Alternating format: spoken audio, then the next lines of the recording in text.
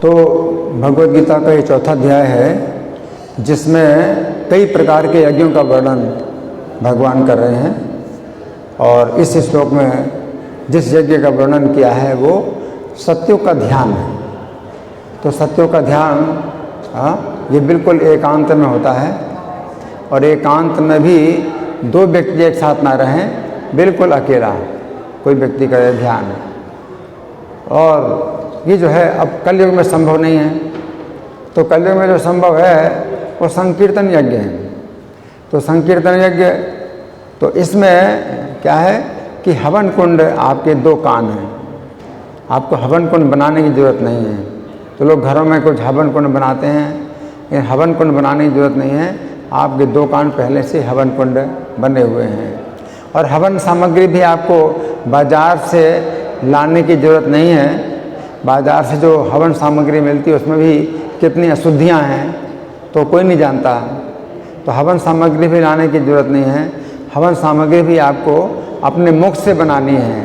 16 नाम, जो 16 नाम हरे कृष्णा महामंत्र के हैं, ये आपको हवन सामग्री निकालनी है, अपने मुंह से निकालनी है।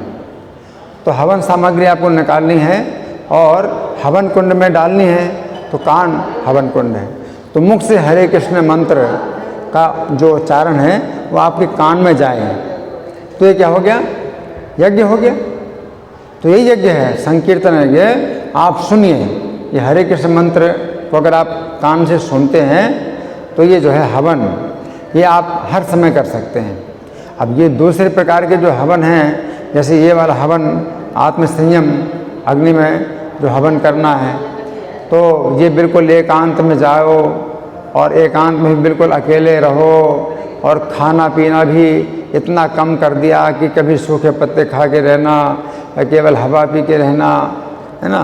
तो कितना कठिन है। लेकिन संकीर्तन यज्ञ कितना सरल है।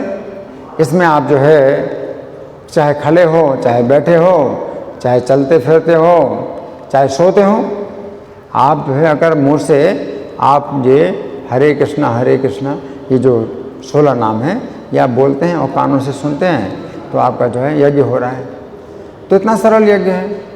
तो चूँकि कलयुग में लोग बहुत ही कम आयु के लोग होते हैं और उनकी जो बुद्धि भी बहुत मंद होती है और बहुत आलसी भी होते हैं, तो और कोई प्रकार का यज्ञ संभव नहीं है। ना तो हवन यज्ञ संभव है, ना वो ध्यान योग की विधि संभव है, और ना मंदिर की पूजा संभव है। तो केवल संभव अगर है तो यही है कि आप हरे कृष्ण का नाम लीजिए। तो भगवान चैतन्य ने जो है ये संकीर्तन यज्ञ का जो है सूत्रपात किया। तो संकीर्तन आंदोलन के भगवान चैतन्य महाप्रभु जनक हैं, यानी पिता हैं। संकीर्तन है कि पितरो, एकमात्र जो पिता हैं ये संकीर्तन के। तो भगवान चैतन्य ने, तो ये यज्ञ जो है सबसे सरल है कि आप हरे कृष्णा कृष्णा कृष्णा हरे हरे, हरे राम राम राम हरे हरे। तो ये आपकी एकाग्रता हुई सुनने में। अगर आप सुनते हैं तो फिर ये हवन सामग्री आपके हवन कुंड में जा रही है। लेकिन अगर आप नहीं सुनते हैं तो हवन सामग्री आपकी हवन कुंड में नहीं जा रही है, तो बाहर जा रही है, तो फिर क्या होगा? बेकार हो जाएगा। अगर हवन सामग्री हवन कुंड में नहीं डालते हैं, बाहर इधर उधर डाल दिया तो बेकार हो जाएगा, कोई फ़ायदा नहीं। उसी प्रकार से जब आप सुनते हैं तो हवन कुंड में आपकी हवन सामग्री जा रही है ना। तो यही जो है मतलब एकमात्र विधि है, और इसके द्वारा भगवान हृदय में आकर के और हृदय की सफाई करते हैं। चेतो दर्पण मार्जनम, चित्त रूपी दर्पण का मार्जन होता है, सफाई होती है, और फिर आगे फिर धीरे धीरे और भी जो सफलताएं हैं वो प्राप्त होती जाती हैं और भक्ति में आप आगे बढ़ते जाते हैं। तो केवल एकमात्र नाम की विधि है, इसका हमें पालन करना चाहिए। धन्यवाद। ग्रंथराज श्रीमद् भगवद गीता की जय, श्रील प्रभुपाद की जय।